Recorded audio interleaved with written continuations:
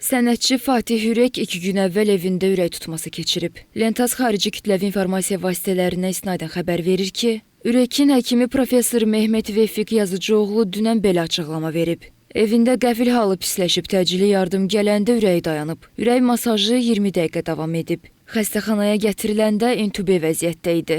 Dərhal tıxanmış damarını açmaq üçün müdaxilə etdik. 2 il əvvəl də bir stent əməliyyatı keçirtmişdi. Böyük ehtimalla qan durulaşdırıcı dərmanını düzgün qəbul etməyib. Damarını açdıq, ürəklə bağlı problemi qalmadı, amma beynin oksigensiz qalıb-qalmadığı barədə şübhələrimiz var. Hazırda onu yatızdırırıq.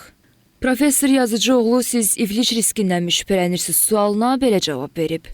Ürək dayandıqda 3 dəqiqədən sonra beyində problemlər yarana bilər, amma bu müddət 20 dəqiqə belə olsa, yaxşı ürək masajı edilərsə, beynin oksigenlə təminatı bərpa oluna bilər və insan problemsiz şəkildə ayıla bilər. Ümidimiz bu yöndədir. Hal-hazırda ürək və ritmlə bağlı həyati təhlükəsi yoxdur. Beyin funksiyalarının bərpasını səbirli şəkildə gözləyəcəyik.